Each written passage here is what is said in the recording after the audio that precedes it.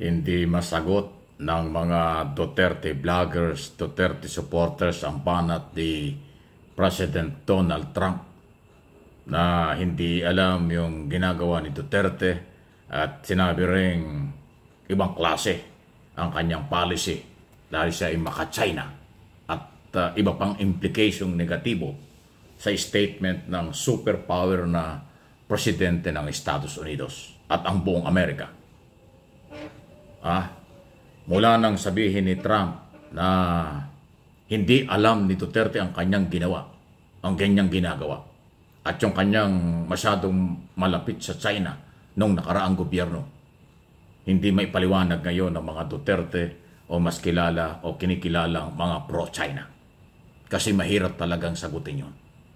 Ginagawa na lang ng grupong ito ay yung siraan pa rin si Pangulong Marcos doon sa issue ng 1% lang na naibaba doon sa 20% na taripa at iba pa. Binabaliktad nila naman ang sitwasyon. Tulad ng sinabi ko sa aking personal na opinyon at paniniwala, di baling 1% lang ang ibinaba.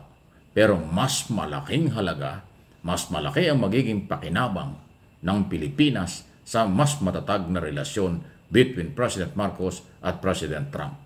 Sa modernization ng militar, pagtulong ng Amerika sa mga biktima ng kalamidad sa bansa, palitan ng kaalaman at mga facilities sa paggamit ng mga modernong armas ng Amerika, yan ay natutunan ng mga sundalong Pilipino sa balikatan exercise.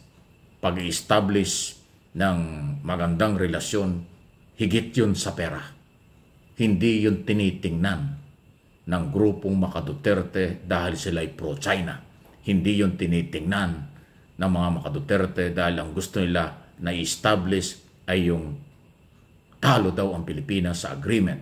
Mahina daw yung ating Pangulo. Bakit pumayag na 19% lang? Wala naman tayong magagawa ron. Kasi policy yun ng Amerika. Hanggang apila lang tayo doon. Hindi natin pwedeng diktahan, pakialaman ang kanilang policy tungkol sa taripa. Ang ibang bansa nga 35%, 40% tayo 19% na lang. So, inuulit ko, policy ng Amerika hindi pwedeng gibain ng kahit sino. Susunod ka na lang. Kung hindi ka naman susunod, mas malaki ang mawawala. Kasi ang Amerika hindi mo pwedeng pagmalakihan. Nasa kanila ang lahat Kasi kaya nga sila ay superpower na bansa sa military, sa ekonomiya at iba pa. Iyan ang totoo. Pero binabaliktad pa rin ng mga anti-Marcos, pro-China na talo ang Pilipinas sa kasunduan. Talo ang Pilipinas under President Marcos dito sa nangyari. Kabaliktaran lahat yan kasi sila ayaw nilang tumatag ang relasyon ni Pangulong Marcos at ng Pilipinas sa Estados Unidos dahil sila nga ay pro-China at alam nila mahirap gibain ang Pangulo ng Pilipinas na kaalyado ng Estados Unidos. Dahil ang Estados Unidos, malaki ang interes sa Pilipinas. Kaya papangalagaan nila ang presidente ng Pilipinas para manatili at maayos ang gobyerno dahil nakikita nilang tama. Yan po yun. Yung mga bumabanat, sumisira sa ating gobyerno at sa US-American relationship, yun ay makapili, makasarili. Pero hindi alam at hindi abot ng kanilang kaisipan ano ang mas malawak na kabutihan at magiging tulong sa darating na mga panahon. Huwag natin kalimutan na halos 73 or 75 years old na yata ang Mutual Defense Treaty na na-renew at lalo pang palalakasin. Yan ang matatag. Okay? Anong inyong masasabi dyan? Sunod na ating pag-usapan, kaugnay pa rin ang resulta nitong biyahe ng ating Pangulo. Definitely isasama po yan doon sa State of the Nation Address this coming Monday, July 28. Sabi ng Pangulo, 80% na ng laman ng SONA na ayos niya ito bago siya umalis. At ngayong nakabalik na, idadagdag na lang yung 20% kasama ang resulta sa ugnayan sa Estados Unidos. Iiyak na naman kayo, magagalit na naman kayo, lalo na yung mga pro-China. Ayaw na ayaw nilang lumakas ang relasyon ng Pilipinas sa Estados Unidos dahil meron kayong ibang interes. Okay? Yan ang totoo. So dahil sa kalamidad na nangyayari ngayon na inikot na ng ating Pangulo pagdating ang mga lugar sa Metro Manila at karating lalawigan tulad ng Rizal, nakita yung problema. Ang Indo-Pacific Military, Indo-Pacific Command, nakabase sa Hawaii, ay tumutulong na sa ating military, sa ating gobyerno, sa pagtulong sa mga biktima ng kalamidad. Ngayon hong nagkasunod-sunod ang kalamidad. May Krising, may Dante at merong Emong. Posibleng may mga susunod pa.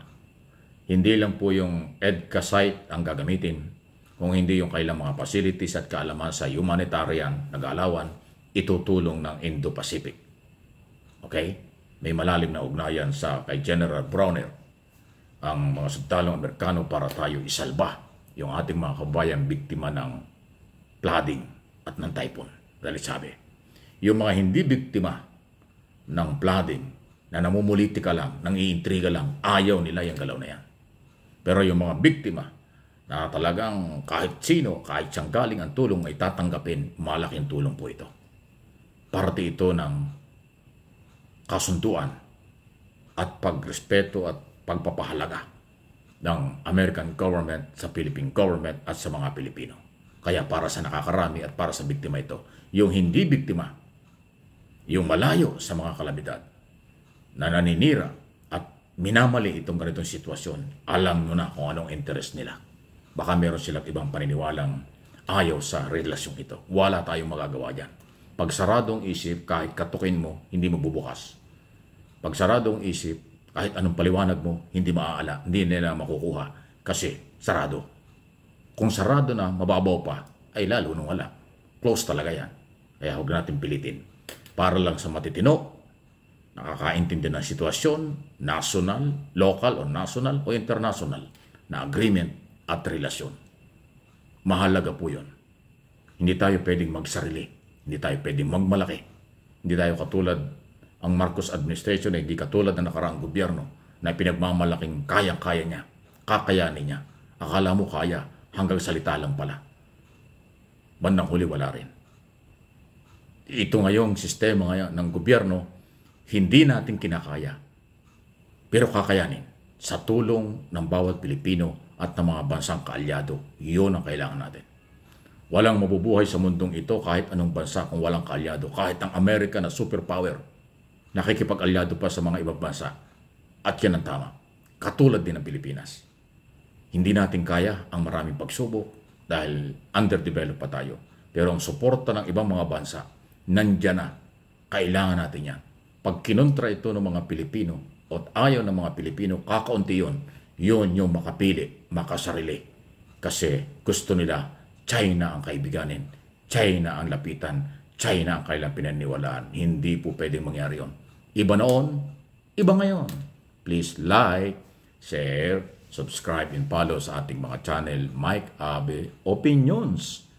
At yung aking isang channel pa, MA Pinoy TV.